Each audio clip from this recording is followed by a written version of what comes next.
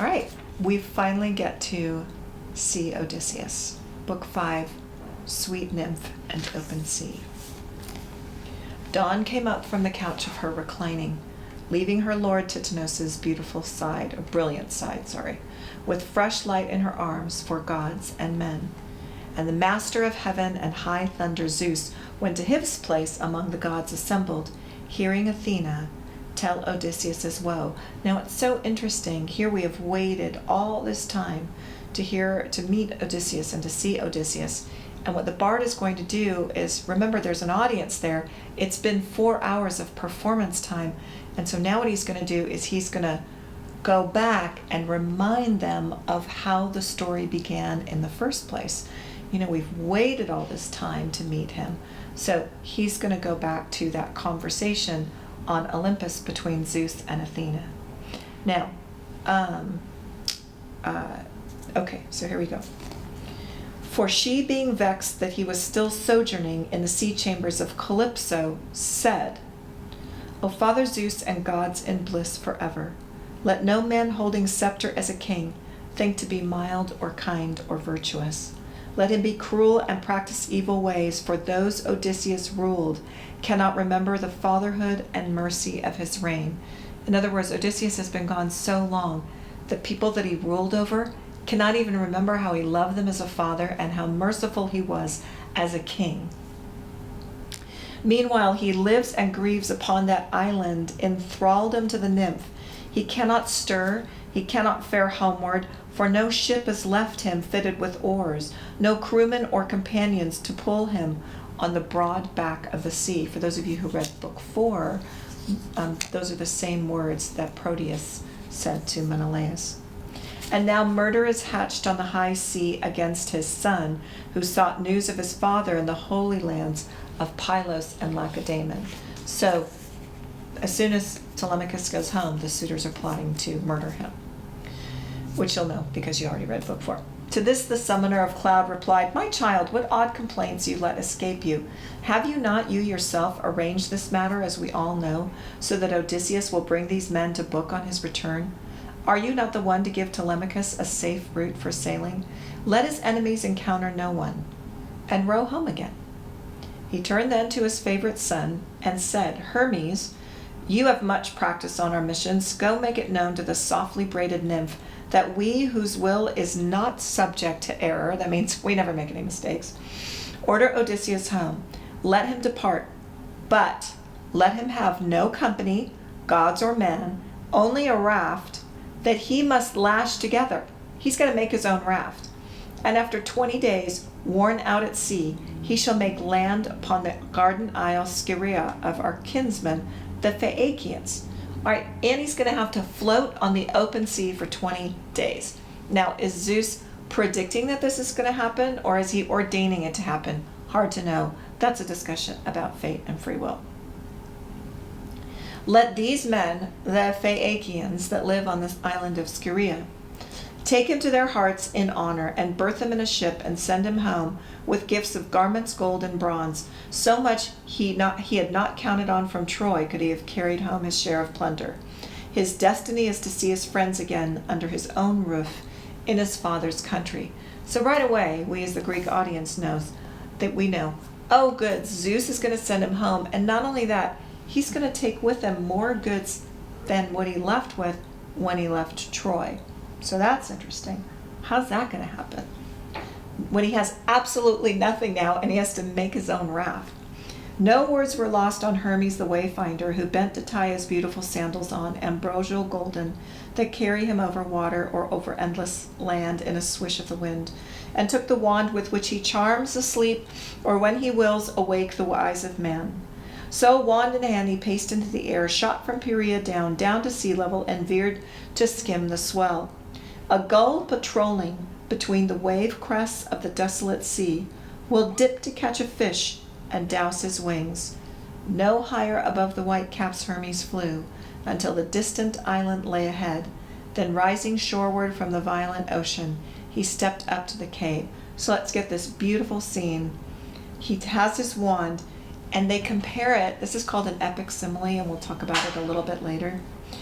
but it's like, you know, a seagull that's patrolling the wave crests, and it'll dip down to catch a fish and douse his wings. Okay, what it says is that's how high above the white caps of the waves that Hermes was flying. Okay, so he's flying along the water, toot, toot, toot, toot, just clipping along the white caps of the waves until he just steps up onto the cave of the shore of the cave of Calypso. Divine Calypso, the mistress of the isle, was now at home. Upon her hearthstone a great fire blazing scented the farthest shores with cedar smoke and smoke of thyme. And singing high and low in her sweet voice before her loom a-weaving, she passed her golden shuttle to and fro. A deep wood grew outside with summer leaves of alder and black poplar, pungent cypress. Ornate birds here rested their stretched wings. Horned owls, falcons, cormorants, it just sounds beautiful. Long-tongued beach-combing birds and followers of the sea. Around the smooth-walled cave, a crooking vine held purple clusters under ply of green, and 4 springs, bubbling up near one another, shallow and clear, took channels here and there through beds of violets and tender parsley. It's glorious, it's like a Garden of Eden almost. Even a god who found this place would gaze and feel his heart beat with delight. So Hermes did, but when he had gazed his fill, he entered the wide cave. Now face to face, the magical Calypso recognized him, as all immortals gods know one another on sight, though seeming strangers far from home. But he saw nothing of the great Odysseus, look at this, who sat apart as 1,000 times before, in other words, not even sitting near Calypso, and racked his own heart with groaning, with eyes wet, obviously from his tears, scanning the bare horizon of the sea. That's where he sits. He sits on the shore, he scans the horizon, and he's rocking, and he's groaning, and he's weeping to just go home. Calypso, lovely nymph, seated her guest in a bright chair, all shimmering, and asked, "Oh, Hermes, ever with your golden wand, what brings you to my island? Your awesome visits in the past were few. Now tell me what request you have in mind, for I desire to do it, if I can, and if it is a proper thing to do. But wait a while, and let me serve my friend." She drew a table of ambrosia near him, and stirred a cup of ruby-colored nectar, food and drink for the luminous wayfinder, who took both at his leisure and replied, "Goddess to god, you greet me, questioning me? Well, here is truth for you and courtesy. Zeus made me come, and not my inclination. Who cares to cross that tract of desolation, the bitter sea, all mortal towns behind, where gods have beef and honors from mankind? But it is not to be thought of, and no use for any god to elude the will of Zeus." Okay, I'm going to skip here, and I'm just going to go over to, let's see, going over to page 85, where she's going to get a little bit upset with him, saying, you know, why do you gods never want me to have any fun? And let's go to page 85, line 141, 2, 3, 4, 5. "If this thing be ordained by him, I say, so be it. Let the man strike out alone on the vast water. Surely I cannot send him. I have no long-oared ships, no company to pull him on the broad back of the sea. My counsel he shall have, and nothing hidden to help him homeward without harm." To this the wayfinder made answer briefly, "Thus you shall send him then, and show more grace in your obedience, or be chastised by Zeus." In other words, you better shape up, girl. The strong god, glittering, left her as he spoke, and now her ladyship, having given heed to Zeus's mandate, went to find Odysseus in his stone seat to seaward, tear on tear, brimming his eyes. The sweet days of his lifetime were running out in anguish over his exile, for long ago the nymph had ceased to please. That's an interesting thing to say there. All right, so he's crying once again, so we have this repeated scene again. Tear on tear, he's looking out at the sea. The days of his life are running by. He's like, I am going to run out of time, and I'm going to die out here alone on this island, never being able to see my wife or my son or my kingdom again. Though he fought shy of her and her desire, he lay with her each night, for she compelled him. Now, it may be kind of weird to think that he's that this is in here, but we can see that she is compelling him to her bed every single night, and he's fighting against going to bed with her, and yet he lies with her each night. So there we go. But when day came, he would go back. He sat on the rocky shore and broke his own heart, groaning with eyes wet, scanning the bare horizon of the sea. Now she stood near him in her beauty, saying, O forlorn man, be still. Here you need grieve no more. You need not feel your life consumed here. I have pondered it, and I shall help you go. Come and cut down high timber for a raft or flatboat. Make her broad-beamed and decked over so you can ride her on the misty sea. Stores I shall put aboard for you, bread, water, and ruby-colored wine, to stay your hunger, give you a sea cloak and a following wind, to help you homeward without harm, provided the gods who rule wide heaven wish it so.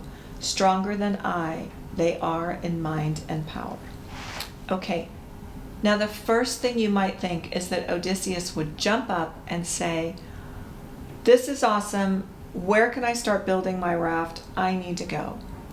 But one of the hallmarks of Odysseus's character and of his character traits is that of caution.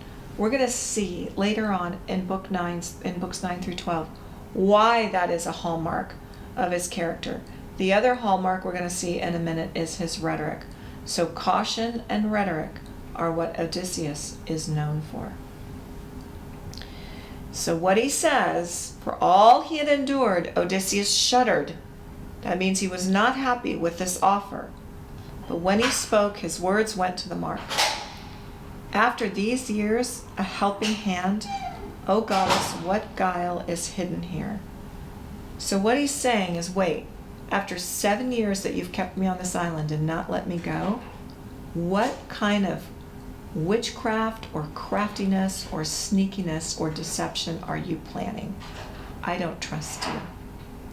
A raft, you say, to cross the western ocean, rough water and unknown, seaworthy ships that glory in God's wind will never cross it. Even the strongest ships won't cross it.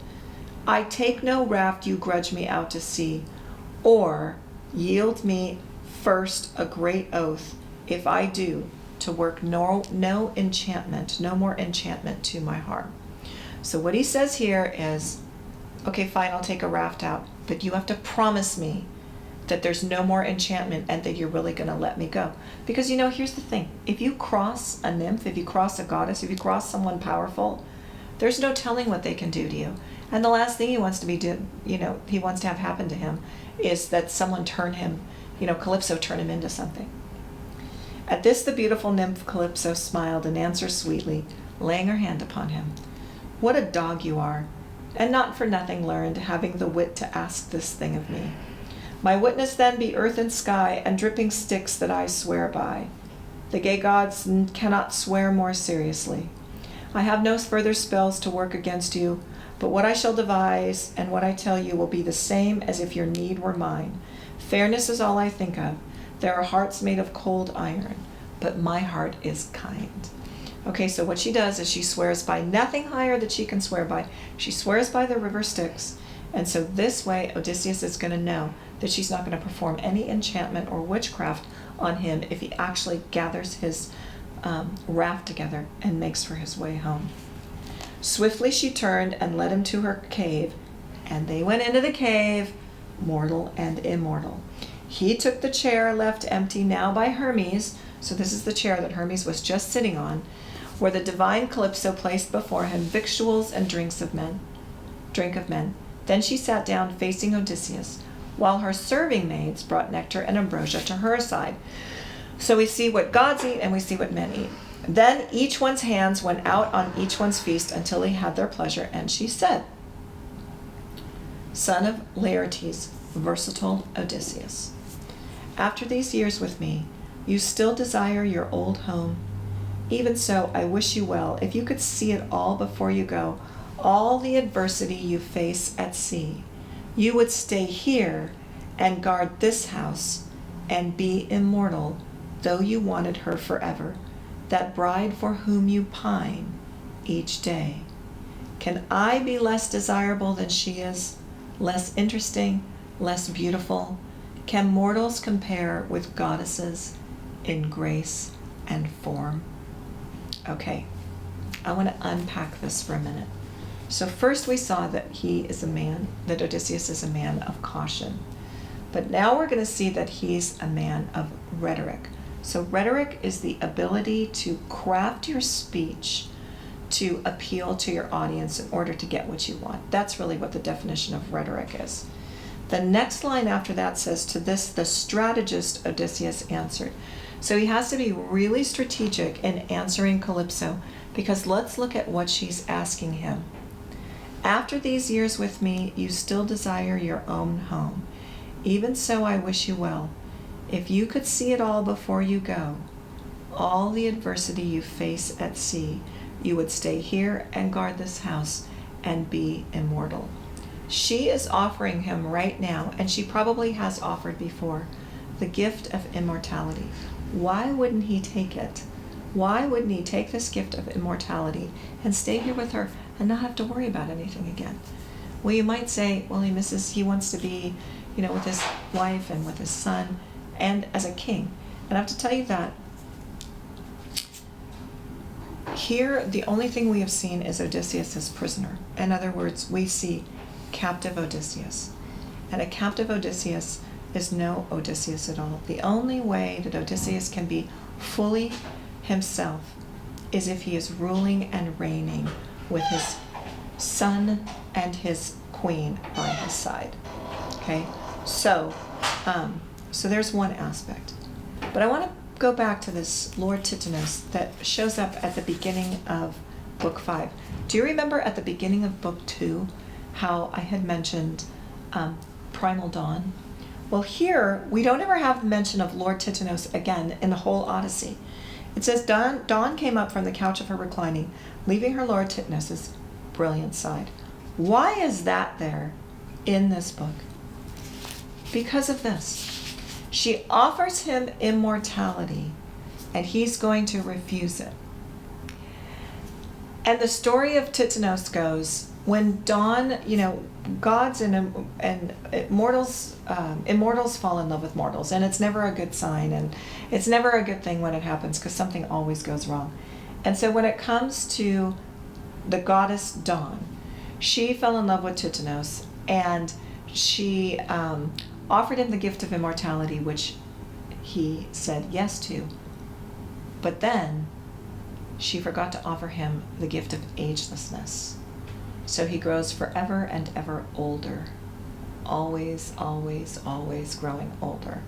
So the bard is opening up with Tithonus here to let us know that it's never a good thing for a mortal to take on immortality. So that's kind of a foreshadowing of what's happening here. And Odysseus is refusing that. But she also says, oh, if you knew what adversity you face, there's so much pain that you have to go through, you would stay here with me. He's going to choose not to. But then she does this. You don't love your wife more than you love me, do you? That bride for whom you pine each day? Oh, am I less desirable? Am I less interesting? Am I less beautiful? I mean, what kind of woman asks those questions? So even though she's this immortal nymph, she still is saying, oh, do you really love Penelope more than me? Is she prettier than me? Do you desire her more? Now, Odysseus also has to use his rhetoric carefully here as well to answer this. Because if he says the wrong thing, she could get mad and cast a spell on him, even though she swore upon the river Styx. It's still, when it comes to a goddess, and an angry goddess at that, there's no telling where she might go. So here's how Odysseus answers in his rhetoric. To this, the strategist, Odysseus answered, sometimes called the great tactician. My lady goddess, here is no cause for anger. My quiet Penelope, how well I know, would seem a shade or a shadow before your majesty, death and old age being unknown to you, while she must die. Yet it is true, each day I long for home, long for the sight of home. If any god has marked me out again for shipwreck, my tough heart can undergo it. What hardship have I not long since endured at sea in battle, let the trial come. So in his rhetoric, he doesn't answer he doesn't answer Calypso's question. He basically just said, who's Penelope? You know, she's got to die. Death and old age are unknown to you. So basically he says, you're immortal, she's mortal. He doesn't even answer her question if Penelope is more desirable than Calypso. Then he's got to figure out how to get home without upsetting her. This word home and homecoming is the word nostos. I may have mentioned it at the beginning of the unit in some of the classes, but this idea of nostos, longing for home, is as important to the Greeks as xenia. So nostos, he couches everything in terms of homecoming, to which she does understand. And then he says, if any god has marked me out again for shipwreck, if anyone wants to see my destruction, my tough heart can undergo it. What hardship have I not long since endured at sea in battle?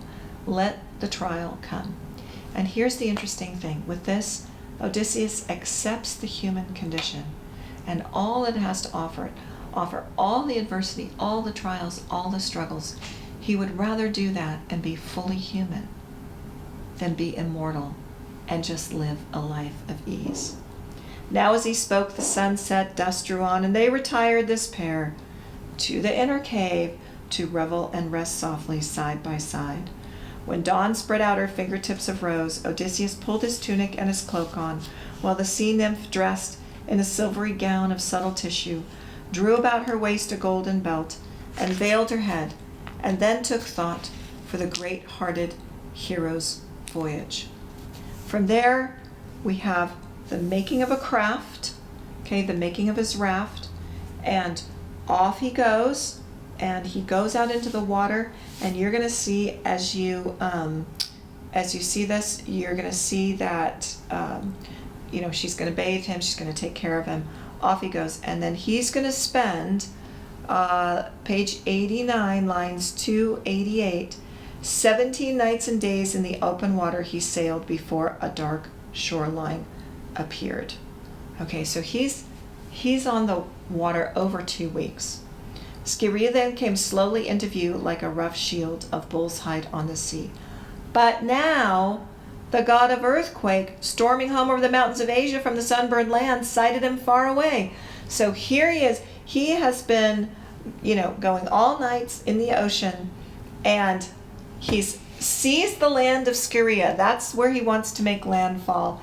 And here comes Poseidon striding across the ocean, storming home over the mountains of Asia from the sunburned land, sighted him far away. The god grew sullen and tossed his great head, muttering to himself, "Here is a pretty cruise. While I was gone, the gods have changed their minds about Odysseus. Look at him now, just offshore of that island.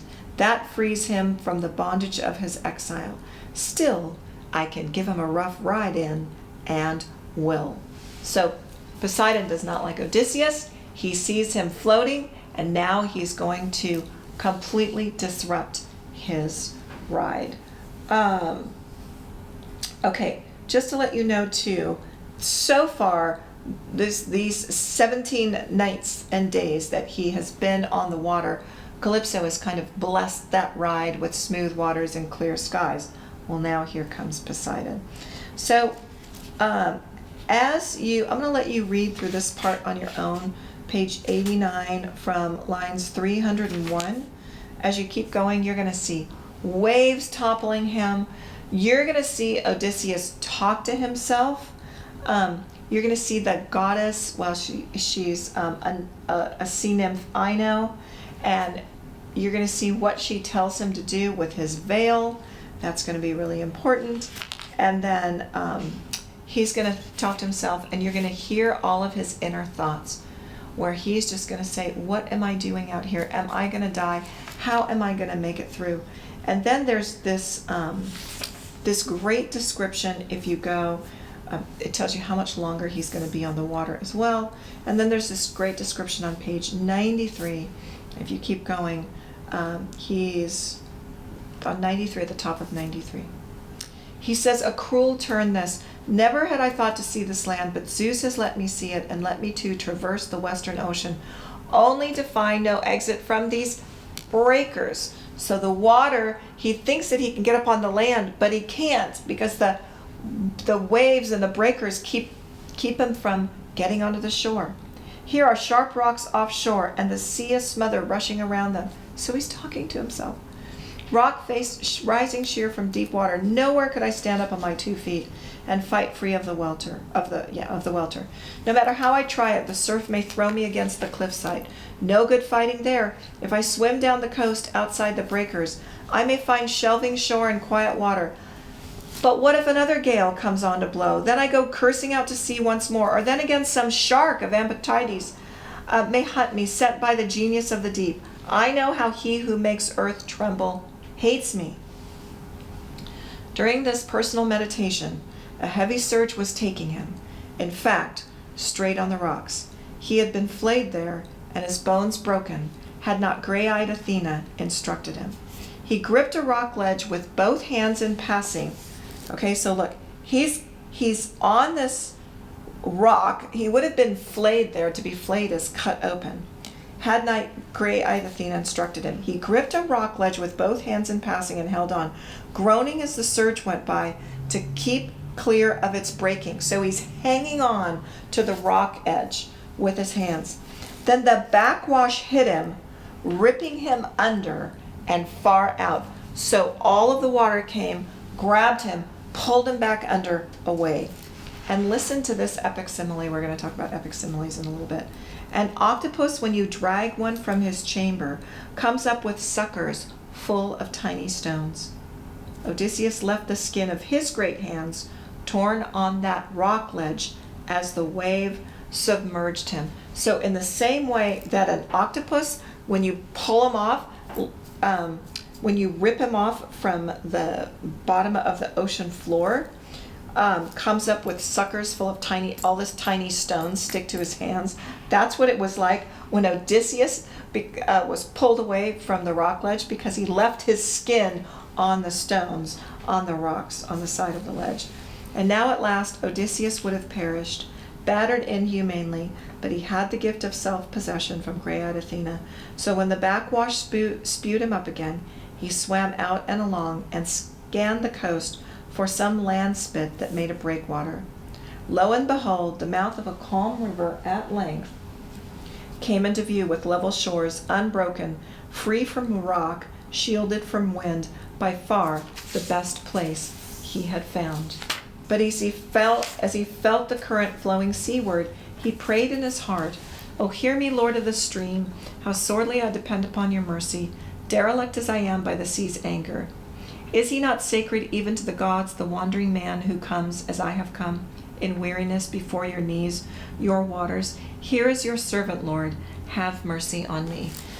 So there's a god of the sea, which is Poseidon, and then there's a god of the stream and of the rivers.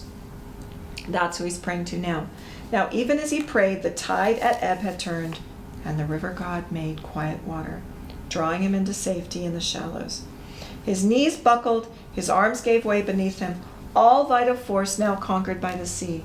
Swollen from head to foot he was, and seawater gushed from his mouth and nostrils. The guy has been on the sea for 20 days, I believe.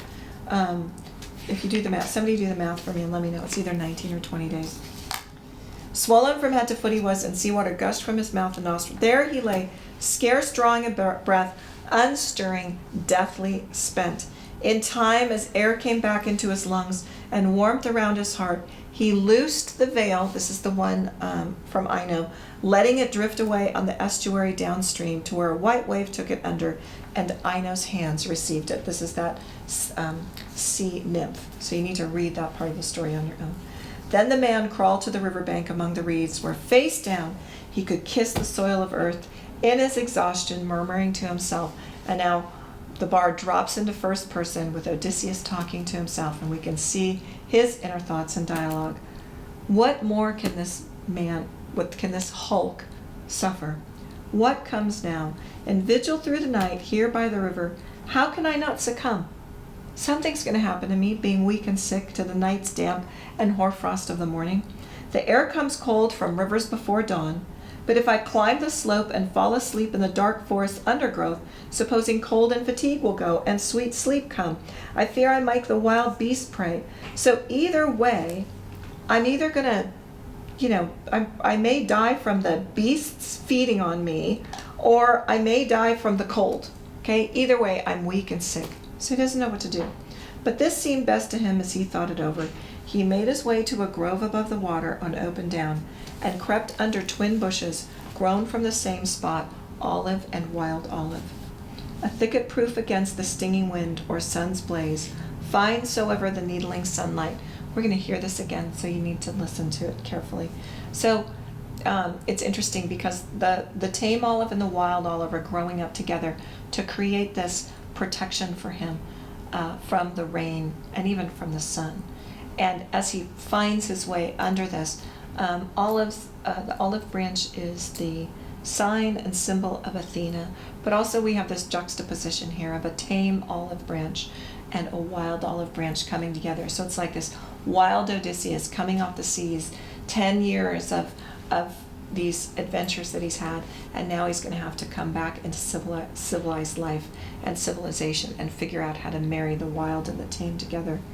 But here we go. So that created a thicket proof against the stinging wind or sun's blaze, fine soever the needling sunlight. Nor could a downpour wet it through, so dense those plants were interwoven. Here Odysseus tunneled and raked together with his hands a wide bed.